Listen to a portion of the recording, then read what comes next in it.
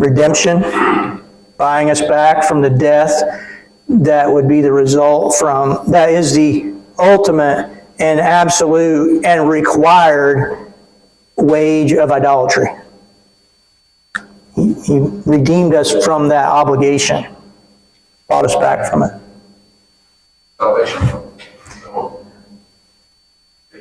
Well, I'm saying that, Words for salvation. yeah.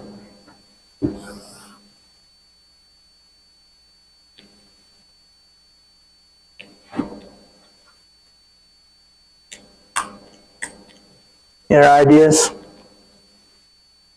Set free.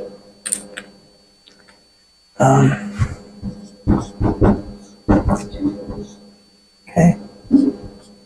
Purchased.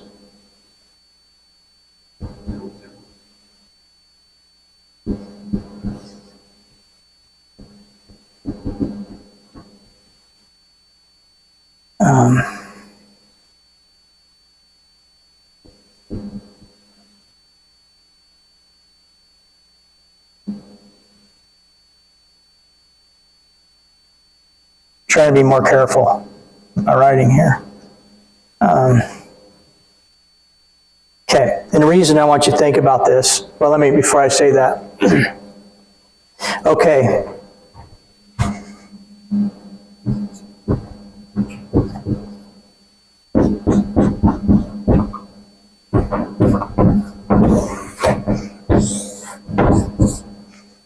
We're saved, right? From what to what?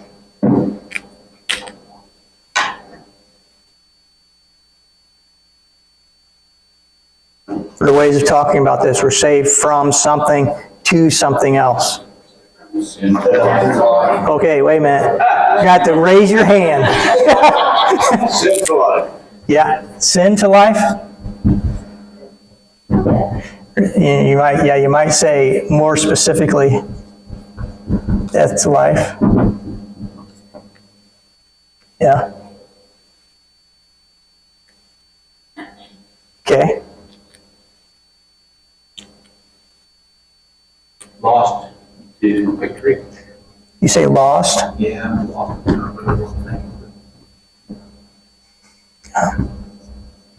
Yeah. I'll take both of your words and split them up there. Saves us from hell to heaven.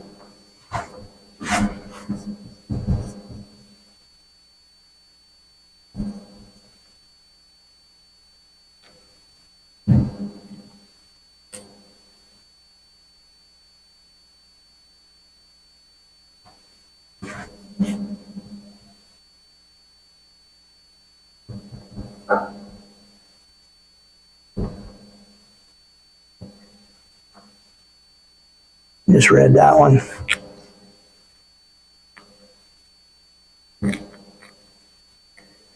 Condemnation. Say it again? Does say condemnation? Yeah.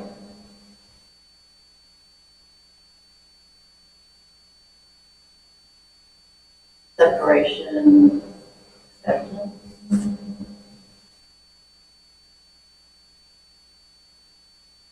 Say that word? Separation to adoption.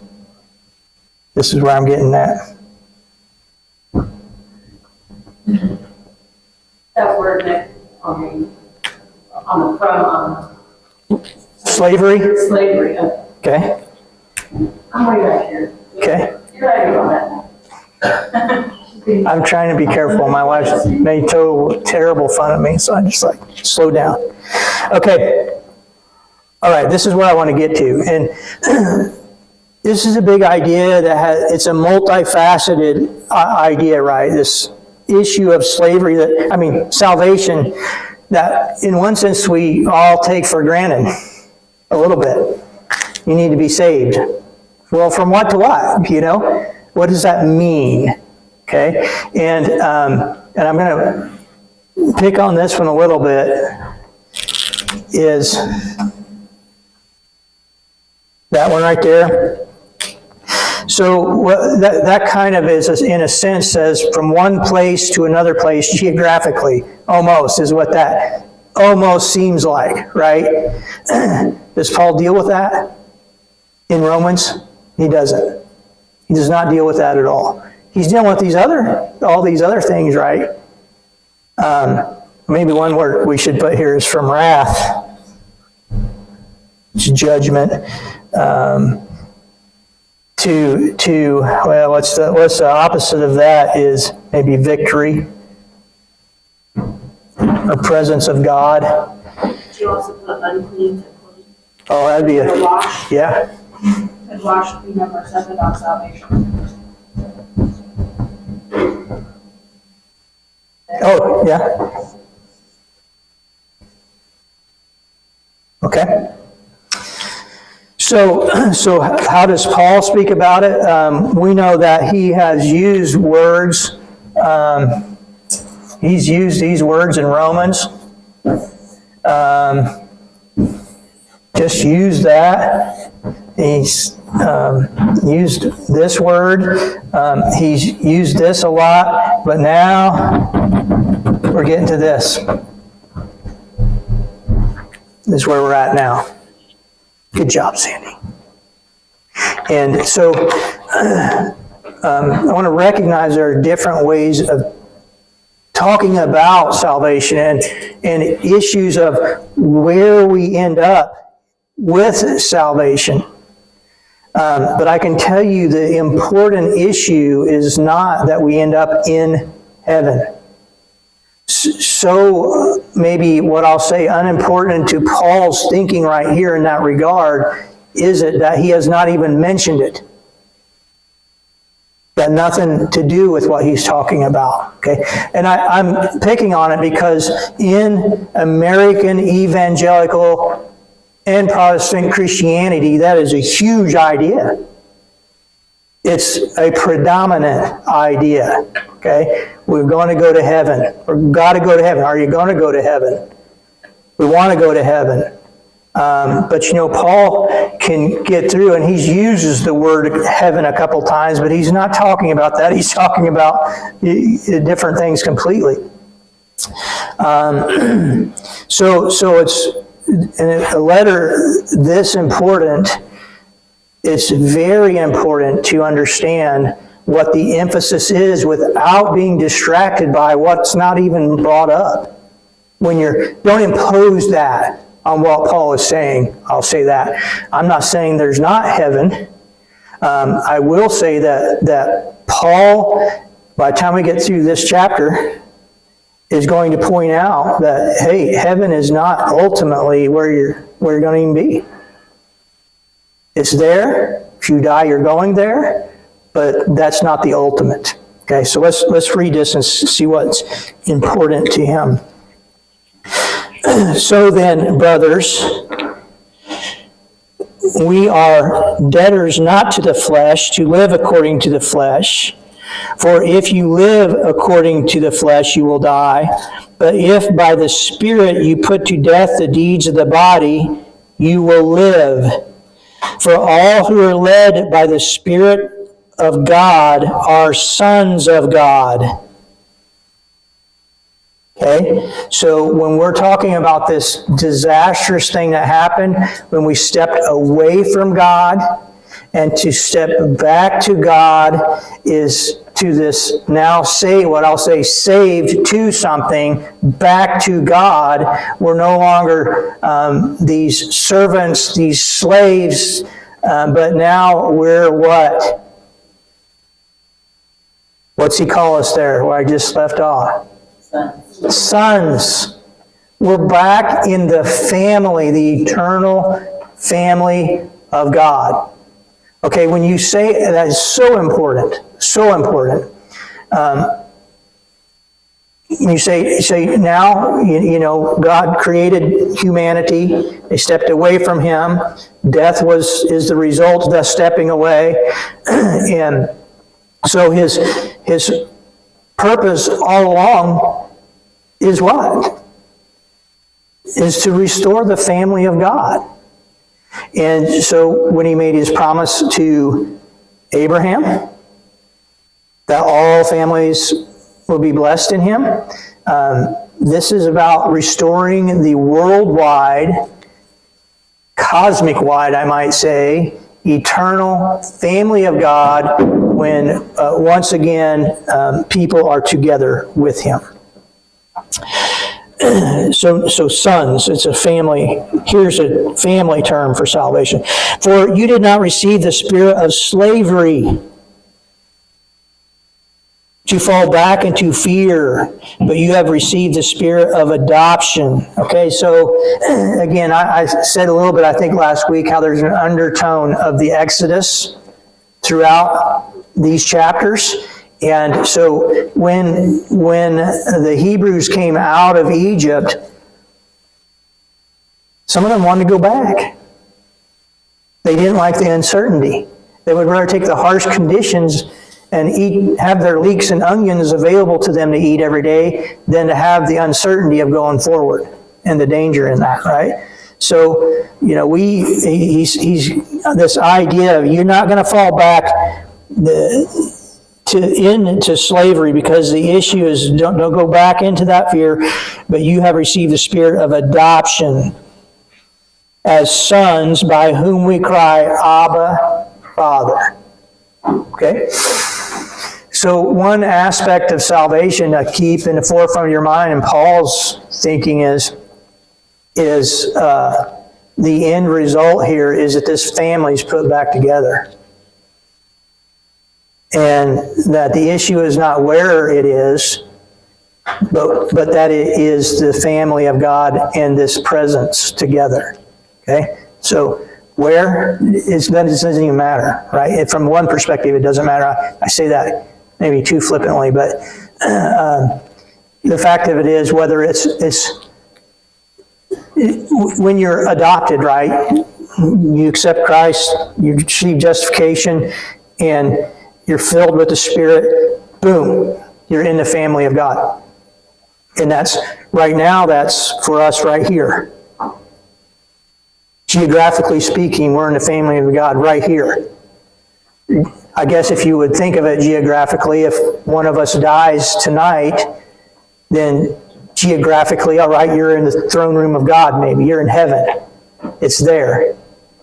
But ultimately, what Paul's getting to here is there's something more than just us, but it's all of creation that he's dealing with.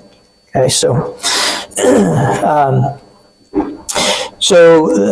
the Spirit Himself bears witness with our spirit that we are children of God, and if children, then heirs, heirs of God, and fellow heirs with Christ, provided we suffer with Him in order that we may also be glorified with Him.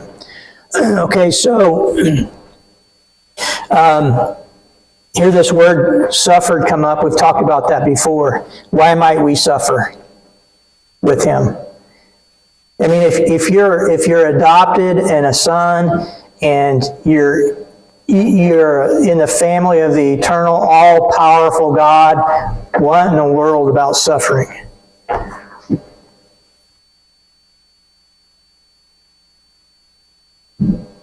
Why suffering?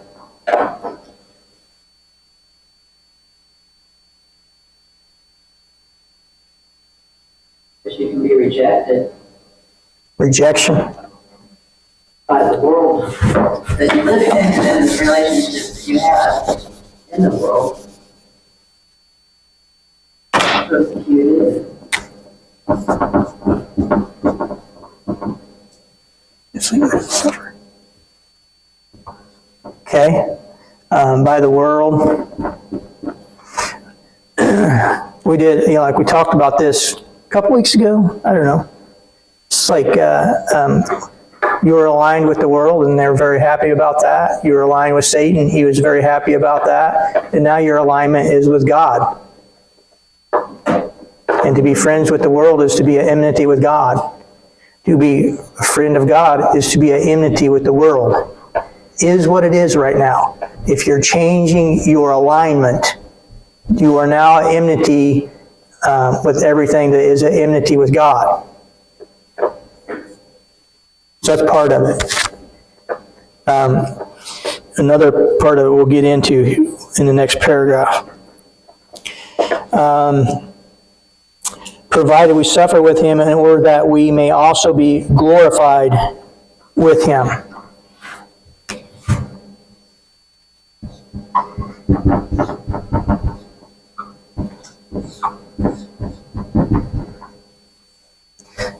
What does that mean? Glorified with him. You know, I've said before, and to me, somewhat, Romans is the story of glory. Because you were created with glory, and you exchanged it, and you lack it, Romans chapter 3. Exchange it, Romans chapter 1. You lack it, Romans chapter 3. But yet you're someone who seeks it, Romans chapter 2. And now here's God's plan regarding it. You're glorified with him. And again, what I'll caution against this, when you say, you think this is our destiny, I guess here's another one that should be here in the salvation line, glorified. You are to be glorified. Is that this is not that, whoa, you ascend to heaven in a great light. That's not what he's talking about. What he's talking about is restoration to what was always intended. And when we were created from the glorious creation, said it as dust from the dust of the earth, and the glory of God, the breath of God, those two things come together to create a human, a man, in all the glory that God intended it to be. And what it was intended to be was to take dominion and to subdue in creation, to be fruitful and multiply, to walk with God in the garden in the cool of the day, and to trust God regarding what he says in his wisdom is right and wrong, and to do it. Okay? All that picture you get in the Garden of Eden, and in that is our life.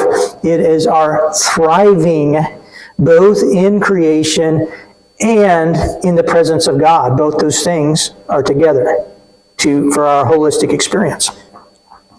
So that, Enough. what's that? That should be enough. That should be complete. Yeah, Completeness. yeah. That's what brings wholeness, right? When those two things are restored. But now we have the world against us, so that's being dealt with too in the next paragraph. So then that scenario, let's say we get that scenario in the garden where there's this element of creation itself, so that we're part of it. The element of God, from God, his breath, his life, now we're part of God also, and those two things together make us a very unique thing. Very unique thing. We're not heavenly and we're not creaturely. We're some of both. So if you think about all the heavenly beings, they don't have that. You think about all the other aspects, creatures in creation, they don't have that. And that's why, like you read in Psalm chapter 8, that he crowned us with glory. We should read that probably. Maybe we'll get to that. But so here we are, and I'll say this again, I've already said it in a rant, is that we have put into us this potential to do exactly what he has told us to do, to subdue and take dominion in ways we've not yet understood is possible even. The potential is there, but that potential is hammered down by what is described in Genesis chapter 3 as a curse on the earth for our sake, so that now it's against us. Okay? He restates that in the next paragraph in another way. But so that is all there. So that's the glory. We see it in Jesus. He is the only one that is a truly human. We see it in him when we look at him. In all his glory, that's it. That's a truly human. And that's what we are to become. Okay? That needs to be restored. I must say this too. Again, when I decided how I was going to approach this chapter, I gave myself permission to go on tangents, because I think there's such a culmination of theologically important ideas that come together in this chapter. But when you think about what we are and what Jesus is, and people struggle with, I think, the issue of Jesus is fully human and fully God. He's both. And here's where I think maybe we shouldn't talk about this because it's time to quit, and I'm getting on a long tangent. We'll put this off. Remind me, I'm not going to be here next week. What's happening next week is the gentleman from Trinity is going to be here, Gabriel. Yes. He's going to speak about the ministry, I think, in this hour, and then preach in the second hour. So I'll probably be here, but I'm not teaching. So, okay. So what are you going to remind? We're going to talk about truly human nature of Jesus, the truly human nature of Jesus. Let's talk about that next time.